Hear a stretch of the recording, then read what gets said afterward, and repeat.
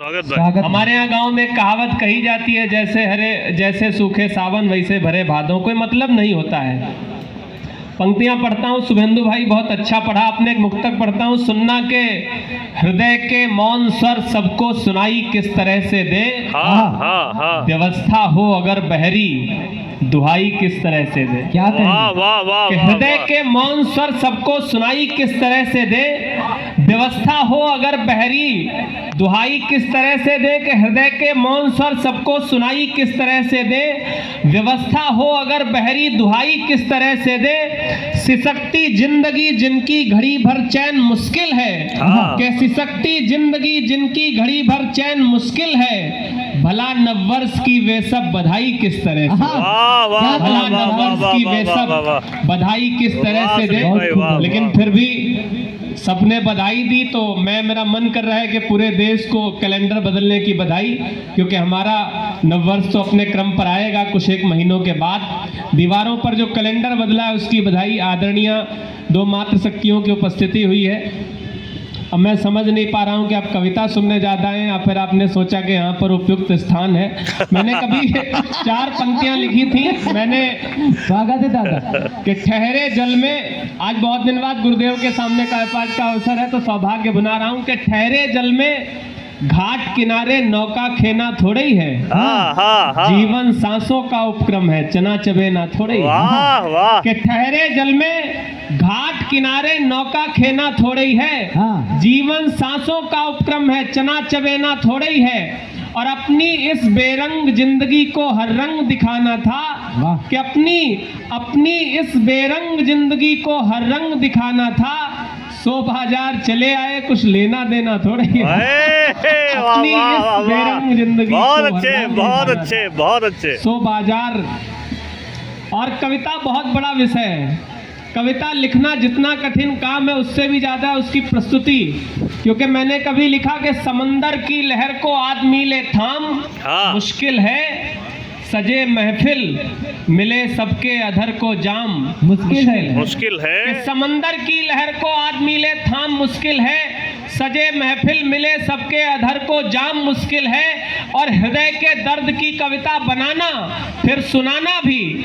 कि हृदय के दर्द की कविता बनाना फिर सुनाना भी भले आसान लगता हो मगर ये काम भले आसान लगता हो। बहुत बहुत धन्यवाद। के भले आसान लगता हो, परमात्मा शक्तियों की उपस्थिति है। तो मैं 4 पंक्तियां आपके लिए पढ़ना चाहता हूं, इसे रख दीजिए। बेटियां क्या होती हैं? अगर आपको लग जाए कि ठीक, क्योंकि आप नारी शक्ति का प्रतिनिधित्व कर रही हैं और मेरे हिस्से में सबसे ज्यादा श्रोताएं हैं, आप माने आप बधाई के पात्र। ये सही है। और आप अरुणिमा जी सुनिएगा, मुझे आशीर्वाद दीजिए क्योंकि आप भी बेटी रही हैं या फिर बेटियों से जुड़ी हुई हैं। कि माँ की ममता का प्रतिरूप दिखता इन्हीं में पिताजी का गौरव गुमान होती बेटियां। वाह। सबने छंद पढ़े इसलिए मेरा मन है कि मैं भी एक पढ़ लूं। कि माँ की ममता का प्रतिरूप दिखता इन्हीं में पिताजी का गौरव गुमान होती बेटियां। भाई की कलाई पर नेह भरी डोर है ये कुनबे की आन बान शान होती बेटियां।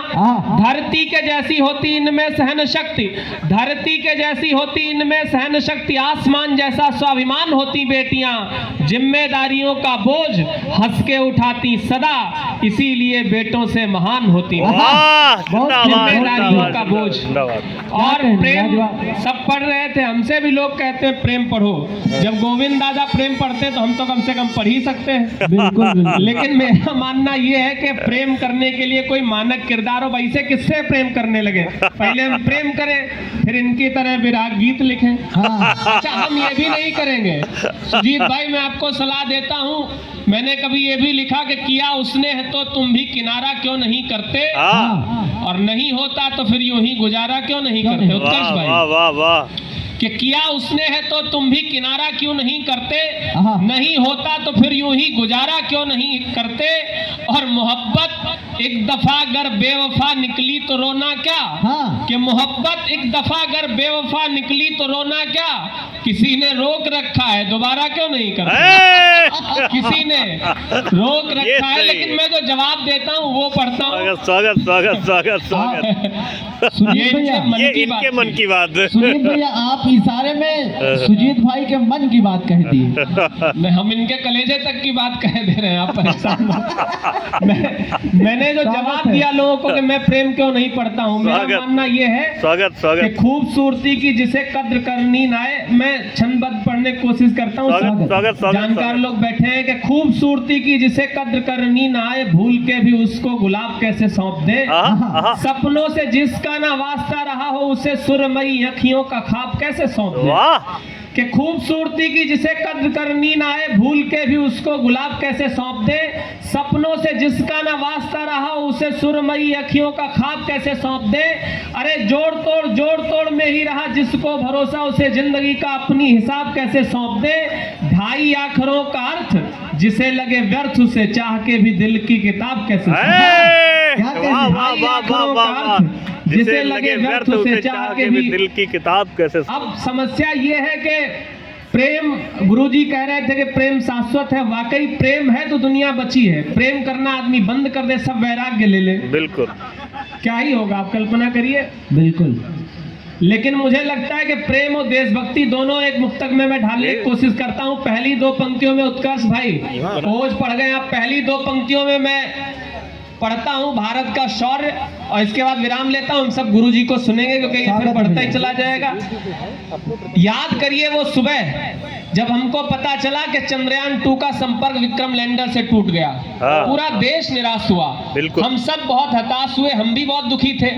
लेकिन फिर हमने सोचा गोविंद दादा कि अगर कभी दुखी हो जाएगा, जो निराशा में भी सकारात्मकता की बात करता है, तो फिर क्या ही होगा।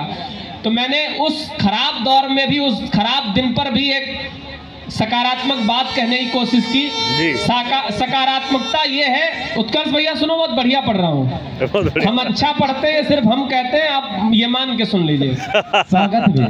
नहीं वाकई अच्छा पढ़ रहे हो हमने भाई। ये सोचा कि उस दिन भी एक अच्छी खबर निकल कर आई टीवी चैनल के माध्यम से कि हम चांद के उस हिस्से पर पहुंचे थे जहां हमसे पहले शुभेंदु भैया कोई नहीं पहुंचा था। जी, जी। तो पहली दो पंक्तियों में देश प्रेम और अगली दो पंक्तियों में सुजीत भैया वाला प्रेम। सुनना के तीन रंगों की खिंची आकाश में रेखा तो है, हाँ हाँ सामने जग के हमारे शौर्य का लेखा तो वाह। है। कि तीन रंगों की खिंची आकाश में रेखा तो है, ये देशभक्ति हो गई दो पंक्तियों में।